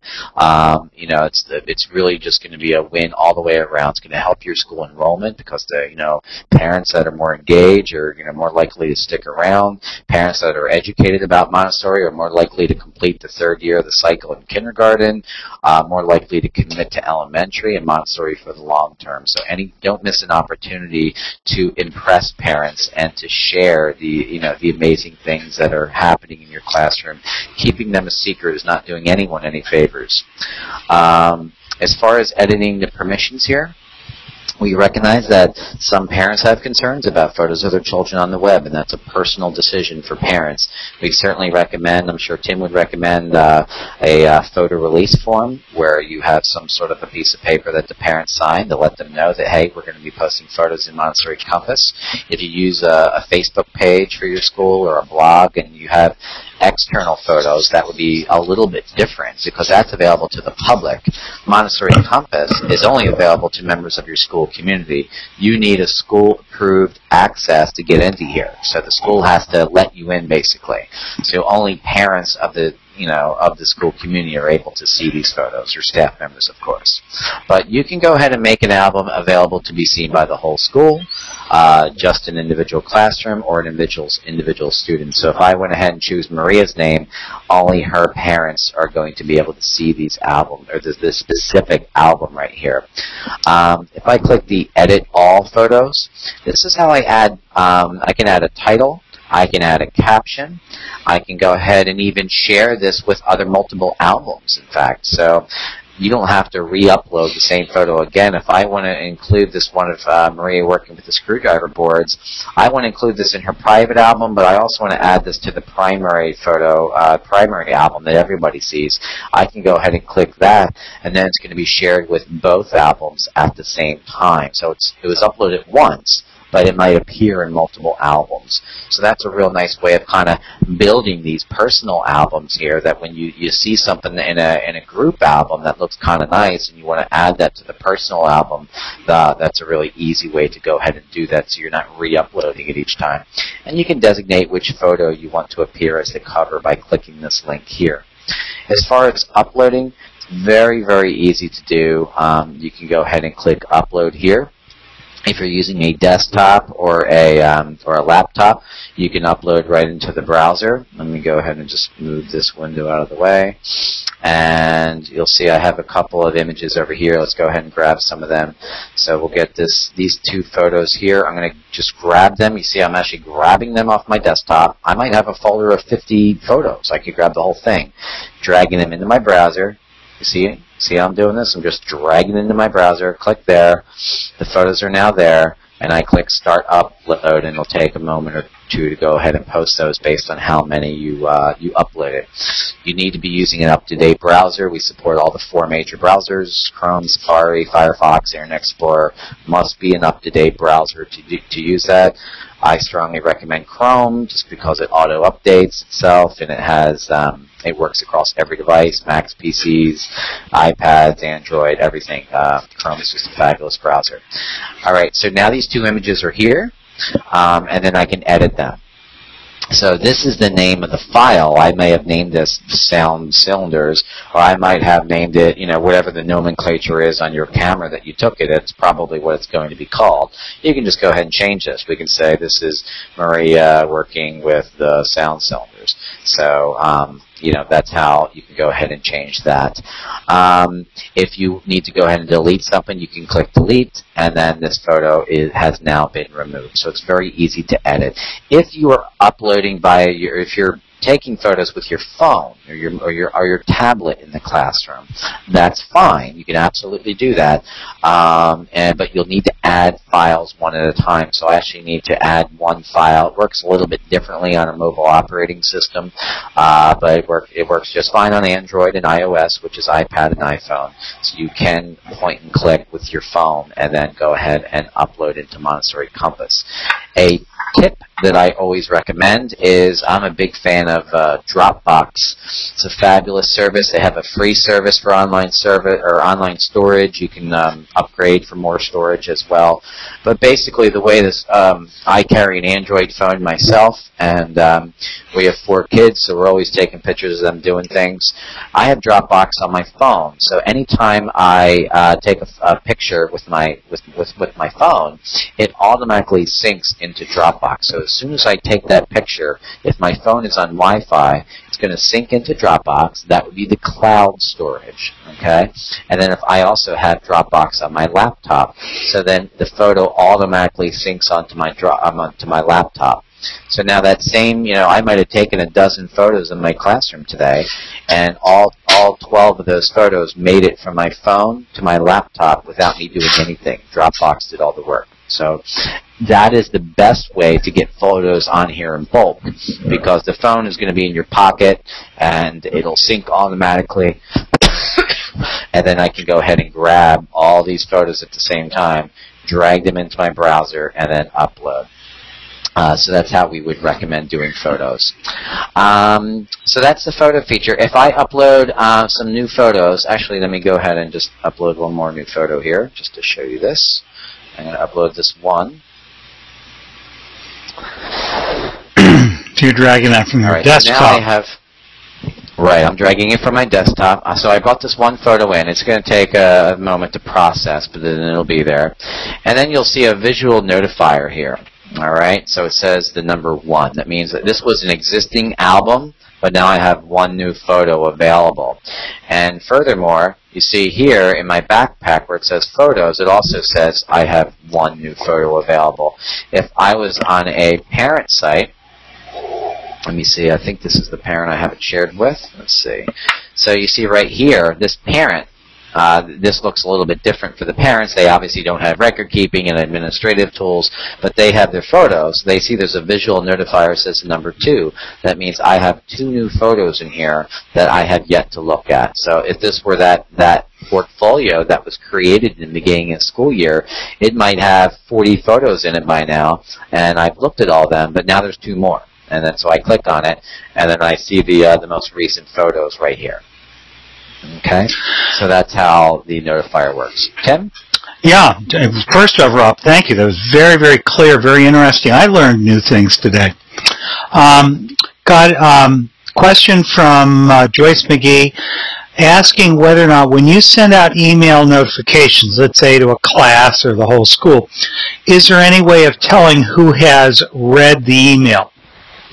That's a great question, Joyce, and that's something that we actually get asked about quite a bit. At this time, we don't have the ability to go ahead and know whether something's been read or not read yet. That's something that I anticipate we're going to develop. It's something that a lot of people ask for, similar to if you use a Constant Contact or a MailChimp, where you can know kind of who's clicking on what. So that's something that that is very likely to make the short list of things that we want to develop for the early part of the fall. We have a whole new round of development that we're going to be starting in the next couple of weeks here, and that is one of the items that we're looking to include, to give you as a school administrator more options and gain more clarity over how your community is using it. And to, if you see that parents aren't logging in, you want to nudge them. You want to know, hey, we're putting really great info in here. You want to use this. This is where you want to go. To use this, there's no one-size-fits-all. We're not going to tell you how to use the program, but I would certainly, I think Tim could probably speak to this, if this is going to be your centralized parent portal, you certainly want parents to stay engaged throughout the year, to know that this is where they need to go. Ultimately, this investment should yield some extra time in your day or your week or your month. It should, alleviate the need for parents to, try to hunt down teachers at arrival and pickup time, to try to, have that, 2-minute conversation, because they know what to expect. You've kind of laid the groundwork of kind of what to expect, that if you're using weekly activity reports, they know on Friday, I'm going to get that update, so I don't need to bug my teacher today. So it can be a kind of a time saver. I don't need to call the school. I don't need to email the administrator, because I have Montessori Compass, and it's, I know what to anticipate. So that's really something to consider as you're using your parent portal, as you're kind of making decisions now for how you wish to use it. And then I agree with what Joyce had mentioned, that it would be a really useful thing to be able to know, to gain clarity that parents are indeed using it correctly, and if they're not, that a school should be notified so that they can kind of nudge these parents in the right direction. Yeah, it would be very helpful not only to know if they read emailer, but also like some software, like learning management systems, you can see when a student logged in last and how long they were there. It'd be great if we had a good idea as to when's the last time a teacher was in the system, when was the last time a parent was in the system, at least at the administrative level. Yeah, Tim and Joyce, I'll just say right now, Joyce, that is something that is going to make the short list. As the co-founder of the company, I know Anita and I have both talked about this in the past, and it's something that we very much would like to include. So I would venture to guess, I can't promise as to when, but it's very likely to be something that we would have sometime in the month of September, I would hope. So barring unforeseen circumstances, I would anticipate some version of that, some version of understanding maybe when a parent last logged in, or if a parent clicked a message, or if a parent viewed a photo album. That sort of information is something that I'm very, very sure that we have the capability to provide. It's just a matter of the most effective means of doing that. So I will answer your question with a very definitive yes, we will offer that, and I hope it'll be within the next month or 4 to 6 weeks probably. There you go. I want to read a quick note from Renata Faccioli. She says, I offered Montessori Compass to my parents last year. It was wonderful for me and the parents. I had email notifications set on weekly. I'm going to change this as soon as this webinar is over.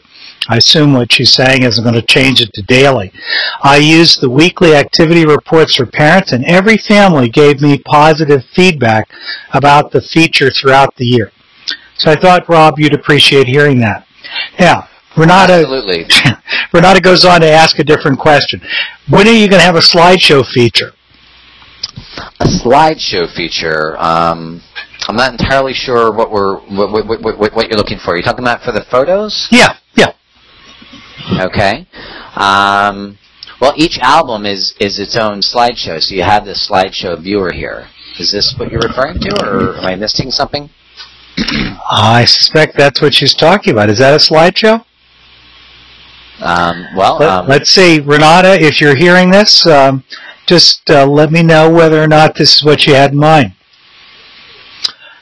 Victoria, while we're waiting for Renata to respond, is asking, can you open the parent portal for one classroom and not for the whole school?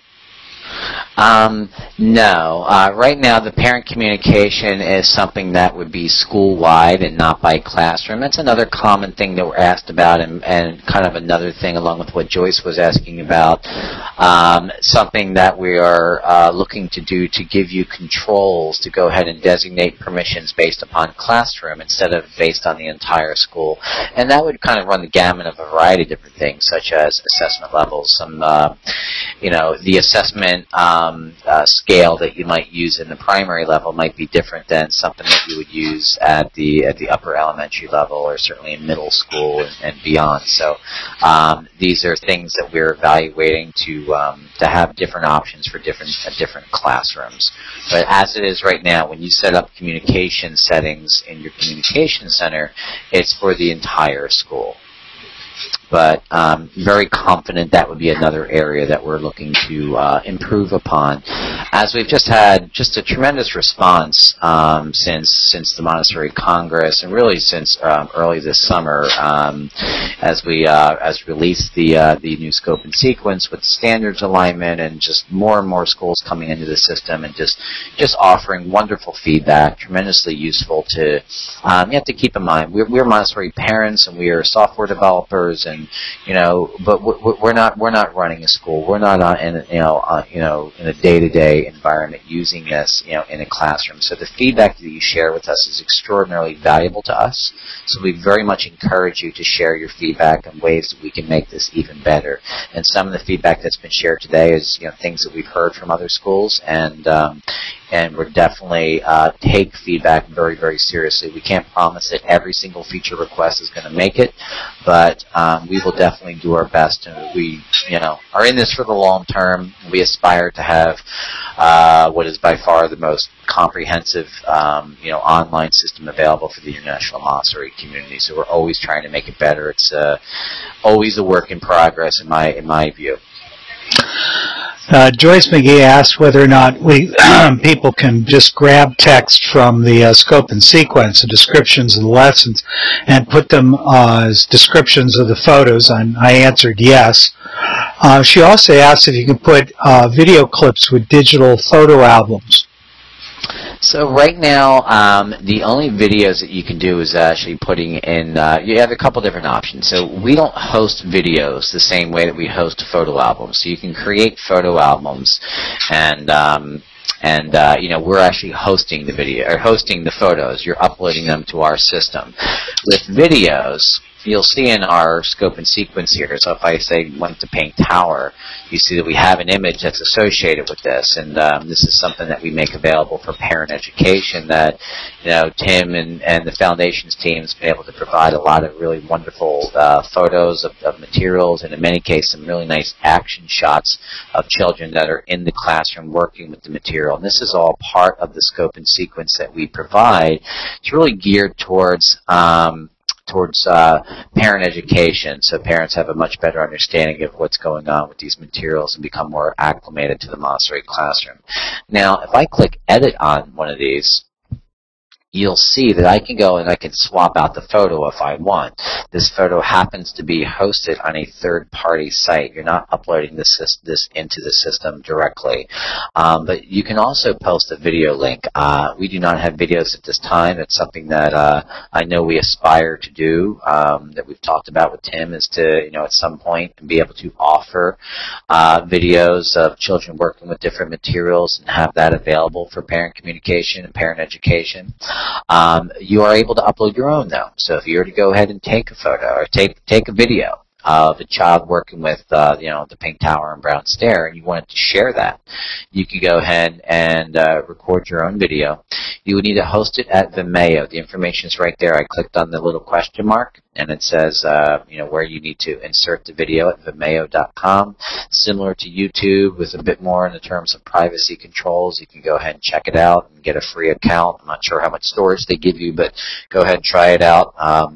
And you can post that video in there, and then that would accompany the photo that we have here in progress reports and activity reports, and anywhere that we're sharing this information with parents. So that would be the one type of video that you can include, and that would be something that appears over and over and over again. That's not specific to a child. That's now a part of your revised scope and sequence. For if you want to go ahead and host videos on YouTube or anywhere else, you can go ahead and certainly do that, and just send out a message and include the link. So if I want to go ahead and grab a YouTube link, I could go ahead and add that here, and then parents will be able to click on that link and then watch the video. So you can definitely send out videos. We're just not hosting it within Montessori Compass. Can you just show everyone one more time how to upload an image just as you just did it? In the curriculum, or with the the regular photos? This is actually coming from Joyce, and I'm pretty sure it was when you were doing the curriculum. Okay. So in the curriculum, as part of our scope and sequence, we have included automatically a number of really nice images of specifically at the primary level. We don't have them for every lesson, and we don't have much in the way of elementary, but we do have a lot of parent-friendly descriptions. So you get this description right here, not meant to be a full presentation, but this is just a quick way of educating parents. Then you get the image that's associated with the material. All right, all of these come preloaded in the system. If I wish to edit this, I would click on Edit, going down here to Photo. Now I have this particular this particular image hosted on a site called PhotoBucket, which is a very good service for hosting photos. It's very inexpensive. The free account will probably be fine for most people, and you can go ahead and host your images there, and then you drop in a link. So if I were to copy this link right here, you'll see that this is hosted on a third-party site here, photobucket.com, and it has this unique URL. You could open up your own PhotoBuckets account and post any photos that you want there, and then you can go and embed those in the curriculum here. And by putting it in there, it's there now permanently, and then anytime you record that the child worked with the red and blue number rods, and you share that with parents via either an activity report or a more comprehensive progress report, that information is then made available. The same would apply for videos. You can go ahead and use a site called Vimeo.com. We'll probably add YouTube support at some point, but Vimeo is very similar to YouTube, where you can go ahead and get an account and post whatever videos that you want here. You would grab the link here. I have no idea what this video is, but share. Typically, photos and videos all have a direct link. So you see how there's this link here? This link is unique to this specific video here. If I were to drop this in, I don't know what this thing is, but I can go ahead and drop it in just to show you how it works, and click Update. Now that video is in there. You see how that's in there now? If I click on it, I can actually watch it. It's just a little thumbnail of the video, but it'll go ahead and be shared with parents. And then the progress reports is an example of how you would go ahead and share this. I go into progress reports, go into math, and we'll see what this looks like here. Not wrong one. I click comprehensive, go to mathematics. So here's the list of all the lessons this child was working on during this time frame. Here's a parent-friendly description about mathematics in the Montessori classroom that's cycle year specific. Here's excuse me. Here's all of the elements or the measurable learning objectives, along with their current highest assessment level.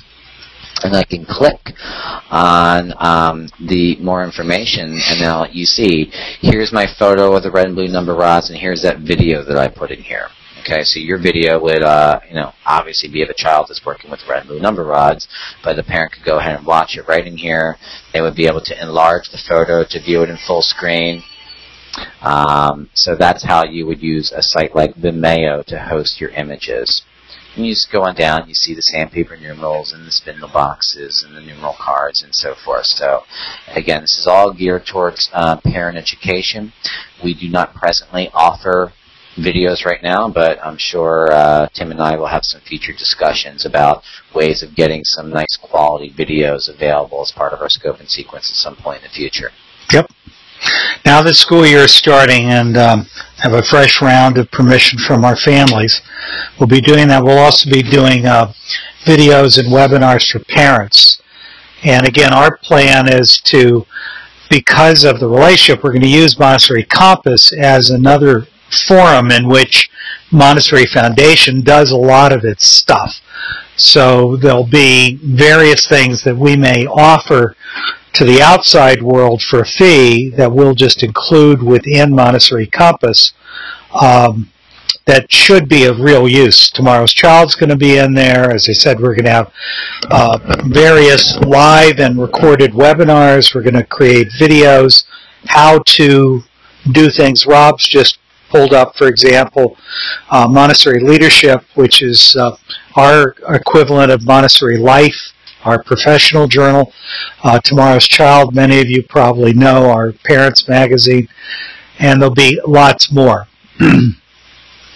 By the way, for those of you who aren't aware of it, Montessori 101 is one of the most popular issues we ever do, and we have just we are just reissuing that as the back-to-school issue. So we'll be included digitally here.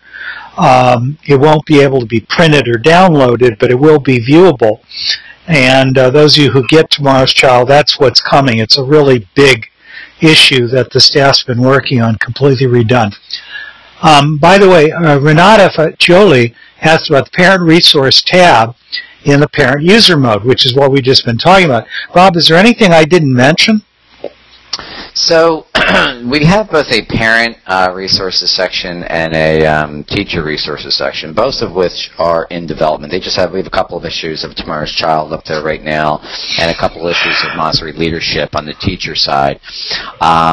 We have a lot of really exciting plans as we get to it, with adding all types of resources that would be useful for teachers, a variety of resources for parents, a lot of what Tim said in terms of the Montessori 101 type of content, videos and other things that introduce Montessori to new families, and really just our goal. I know Tim can speak in greater detail, but parent education is just so important. So that's really what we see Montessori Compass as just.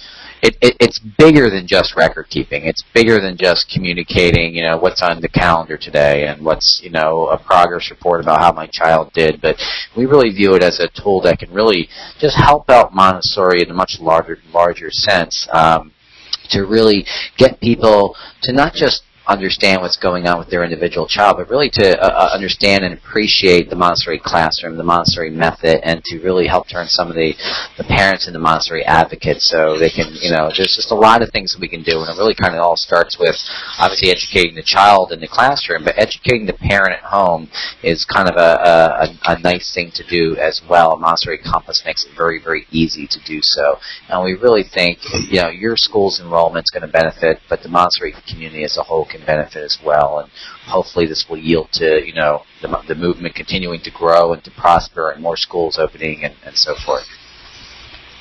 Rob, another thing that I just want to mention that's separate from this issue of the development of our parenting session or section is this whole question of emails, because I've got a number of our participants who are mentioning this.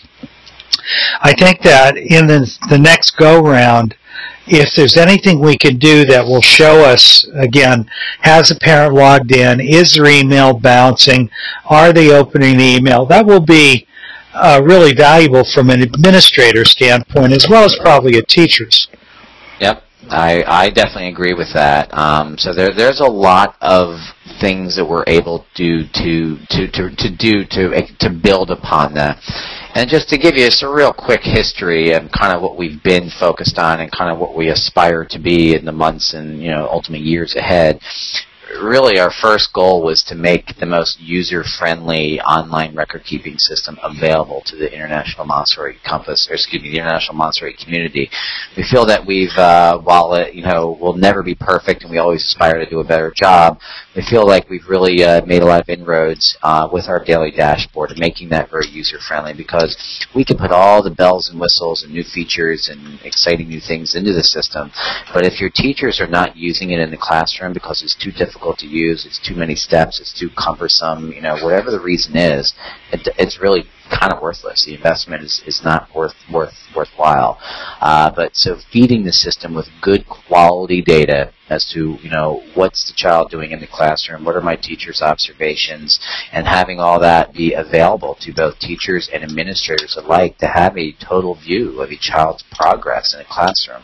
That's really the first step. So that's really what we've invested an enormous amount of time and money and everything else into building that.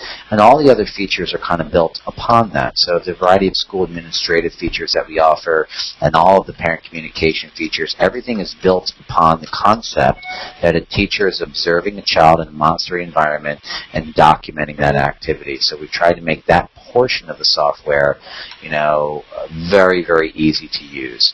And now as we've, continue to grow and get feedback from schools, now we're always looking for ways to expand in these other areas. And, some of the things that were mentioned today are definitely things that are on our radar and kind of on our near-term list of things to do here.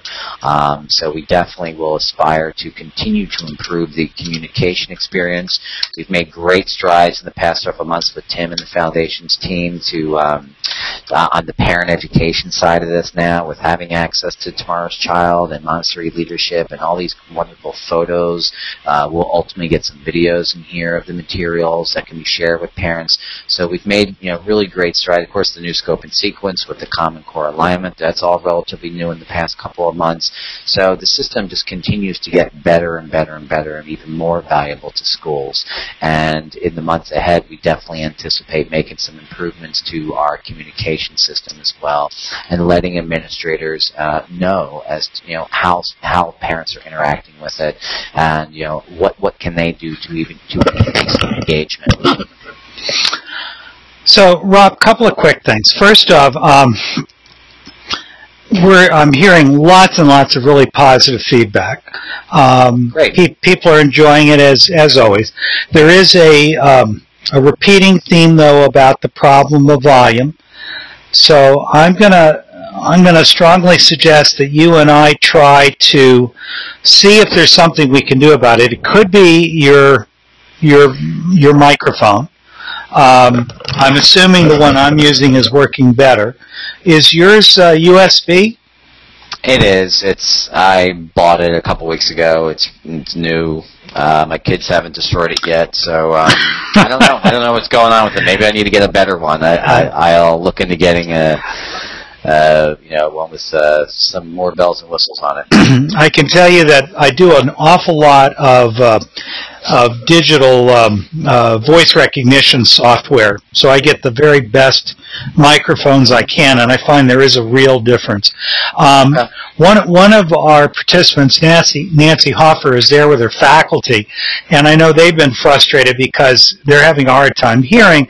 Nancy, I'm thinking from your end, there's probably two issues. The first is whenever you try to go from a computer mini plug into some kind of PA system to get it louder, you can get distortion there, and it could be volume, it could be a number of things, but take a look and see what's going on there, and if you call me privately, I'll be happy to experiment with you and see if we can figure this one out. The other thing is I want to remind everyone we are recording, and from what I can tell, the recordings are coming out with a reasonable volume. And hopefully by either tonight or by tomorrow morning, I'll have converted today's recording, uploaded it to YouTube. I've got them all there public, so you can see any of the ones we've done, but I do send the links out to everyone who is registered in an email. If you're looking for them online, go to youtube.com, put in my name or the Montessori Foundation's name, and you're sure to come up with it because I have a channel there in my own name. And they're all there. And again, if you have any specific problems, any of you, I don't work for Montessori Compass. I'm here to serve you and your schools in whatever way the Foundation can. we're here to help, and we'll do whatever we can realistically to help you with your decision making and this or any other problem you ever encounter. That's why we're here. Lastly, I want to remind everyone, if you haven't already heard, Montessori Compass and the Montessori Foundation have agreed to collaborate on the development of a major research study looking at a couple of different questions that are going to work in tandem with the projects that AMS and AMI have begun to do in the publicly released report. Now, ours was actually committed to during the Congress, so we have not yet officially released a white paper. But I want to let you all know that if your school agrees to, and we will send you an invitation, we're looking to get public and private, American and international schools of all sizes and types to agree to participate in this study. And the first phase of the study will be to allow us, give us your permission to export the data that you record anonymously. I don't mean the comments and the emails, just the day and the time at which, or the age at which a child is first introduced to and hits various levels of mastery of particular skills. All of this is hopefully over a series of years going to lead into some fairly sophisticated data analysis. Mentioned this last week. We have a team of researchers who are already working on the project, and we are still gathering other researchers. We've reached out to Steve Hughes from AMI. We've reached out to Jackie Cosentino and Keith Weiscarver from AMS. We're hoping that they'll be participating as investigators, and we're happy to have more. Our intention is to ultimately try to look at how does one document in a different way from Lillard's study, which is the controlled group using standardized testing. How do we start to know what people are teaching Montessori children, what age are they hitting certain teacher-reported benchmarks, and then the next step will be to find ways of cross-validating that what the teacher's reporting is accurate. After this series is over, which will be in about another week, I think next week is the end of the series of this particular cycle.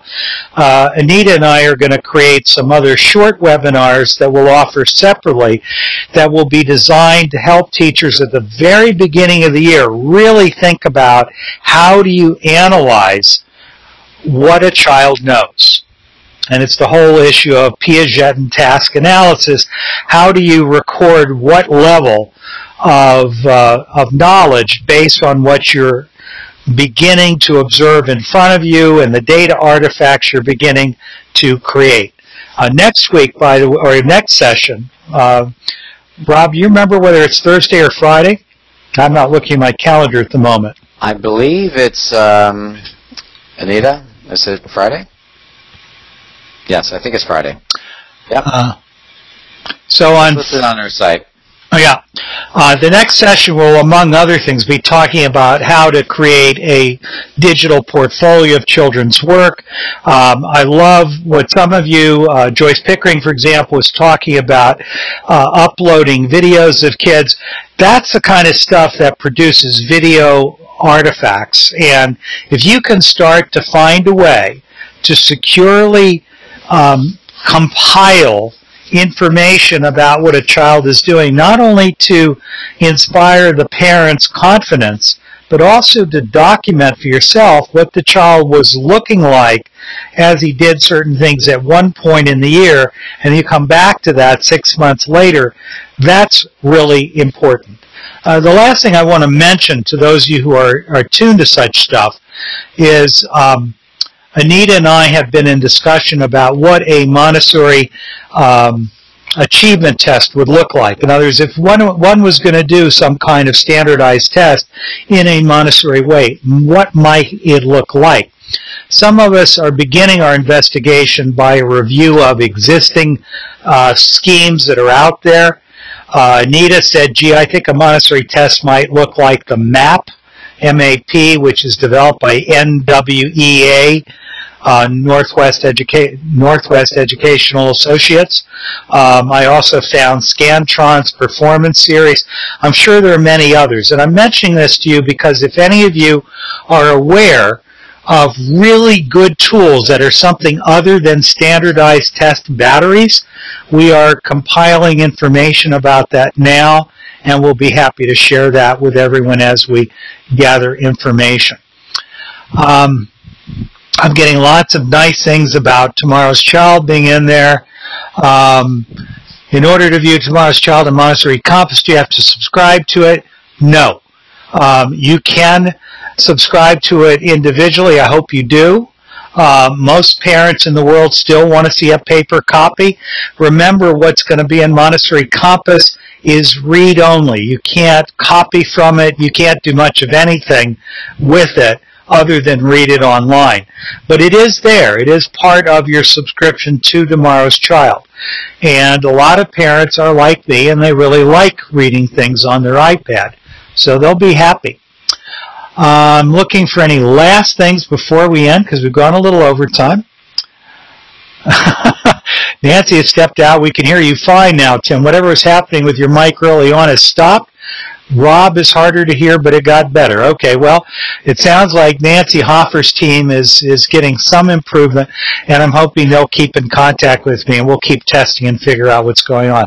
So, unless anyone has anything to say in conclusion, I'd say that we probably used up all our time. And this has been fun, Rob. Thanks. You still there? Absolutely. Thanks, Tim. Yes, I am. I was on mute there. And your sound was lost for the last minute or so, by the way. So, really? I'm sure you were, I don't know if you were aware of that. Yes. Oh, my goodness. You had a blip in the internet. Oh, well, there you go. Okay. All right. Well, thank you, everyone, for joining us. We really appreciate the opportunity to work with you, Tim, on these sessions, and looking forward to the next one. All right. See you all on Friday if you're able to join us one way or the other. We will send you notice of the recordings. We'll talk to you next time. This is Tim Selden from the Montessori Foundation and Rob Amos from Montessori Compass saying good day and good night.